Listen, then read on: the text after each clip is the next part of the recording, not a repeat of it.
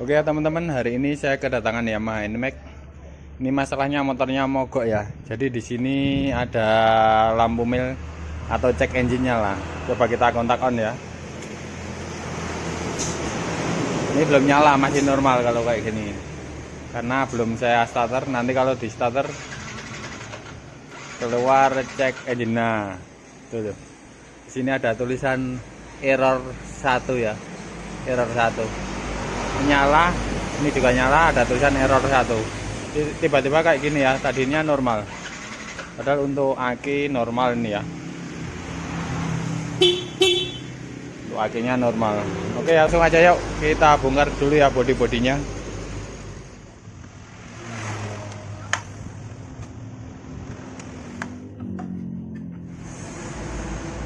Setelah kita buka covernya ya, coba kita cabut dulu businya, kita cek ada apinya atau enggak. Sini bisa ya, coba businya di sebelah kanan untuk Yamaha NMAX. Nah, coba kita tes ya, di groundin ke masa ya, sini ya, masa sini.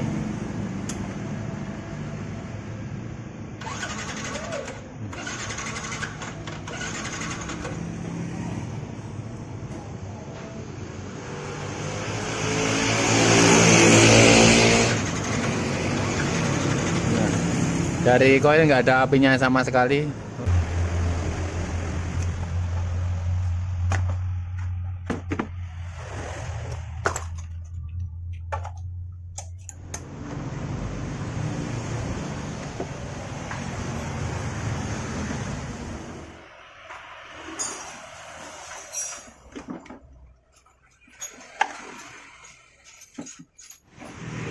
Oke, setelah kita buka ya, ini untuk akinya saya pasang kembali.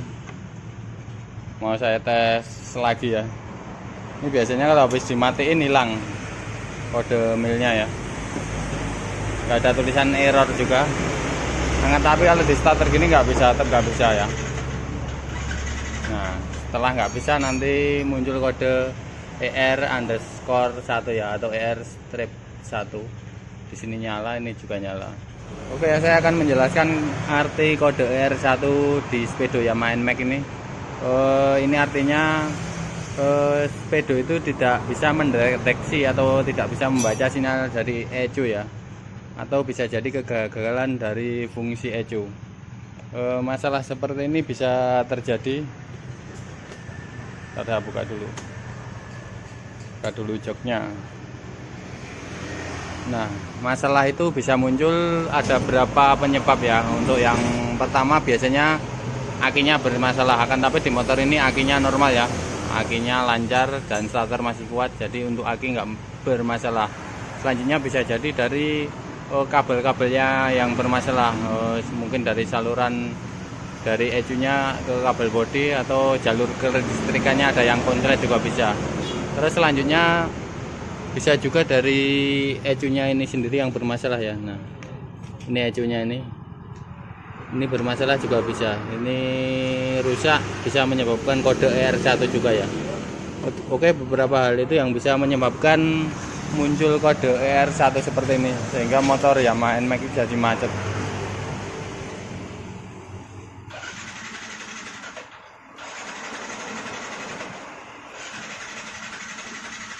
Nah, langsung muncul lagi ya.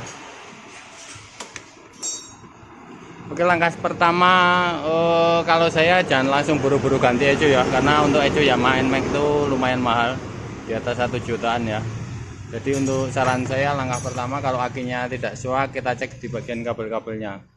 Kita turut dulu kabel di sini ya, jalur dari ECU ini, terus dari sini juga, ini juga ada kabel bodi, terus sampai ke depan ya, barangkali ada yang konslet atau ada yang putus. Oke, kayak gitu ya.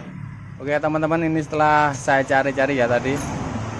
Tadi saya mencarinya, saya urutin ya dari sini kabel-kabel ECU ini, terus ke bagian sini.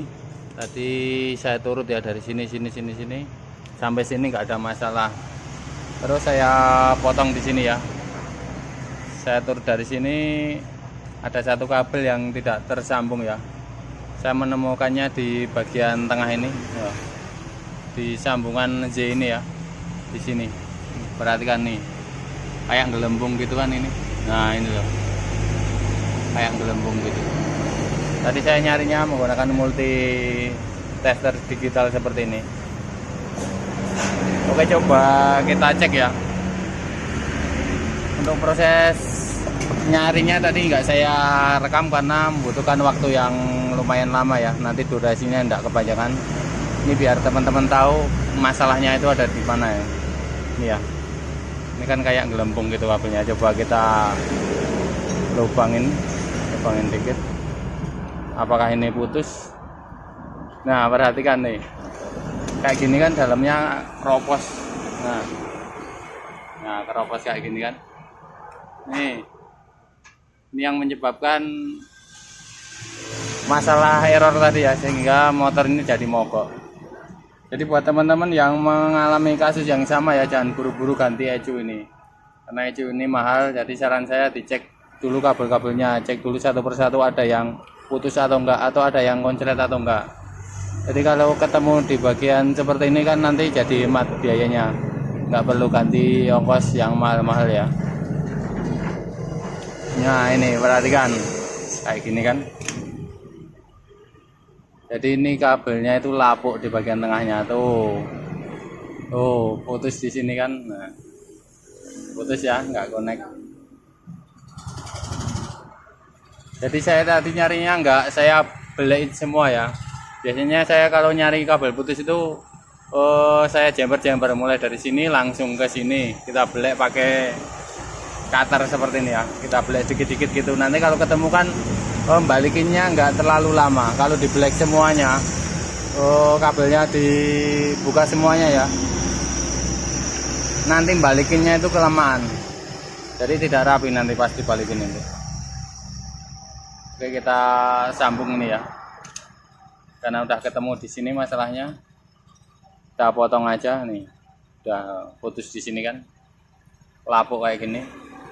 Ini emang dari sananya nih. Karena apa? Karena tadi di sini pas tekukan ini banyak airnya di dalamnya itu. Jadi kemungkinan lapuk ini karena kena air dari korosi atau keropos seperti ini bisa jadi. Atau ini karena terlipat ya, kabelnya itu terlipat sehingga menyebabkan putus di tengah.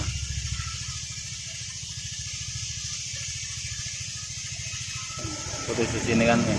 Ya, kita potong agak banyak sedikit.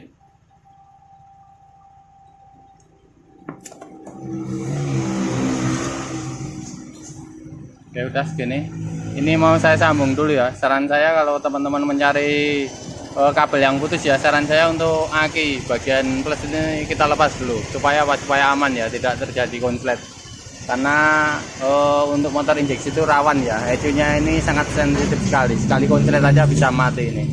Jadi saran saya kalau mencari kabel yang putus atau yang nggak nyambung ya, kita lepas dulu akinya, atau ini juga kita lepas juga nggak masalah, tapi ini nggak usah kalau akinya udah kita lepas. Ini sementara saya sambung gini dulu, mau langsung saya tes ya, langsung kita tes.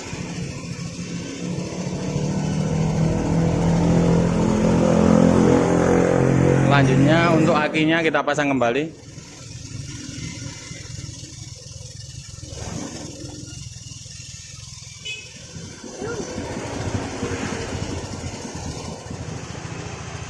Oke ya, kayak gini dulu.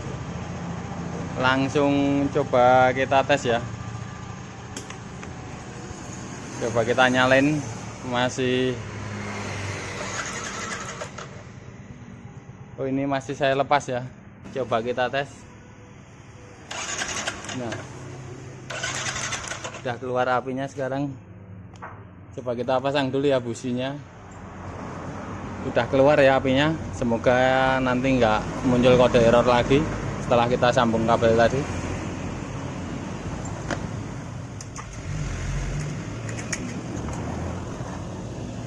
Oke, udah saya pasang ya businya. Selanjutnya langsung kita tes. Nah, langsung nyala ya.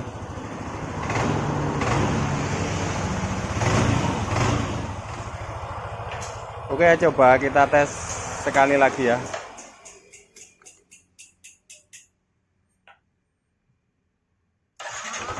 langsung jereng ya. Kode errornya juga sudah tidak muncul, lampu mail juga udah mati sendiri ya.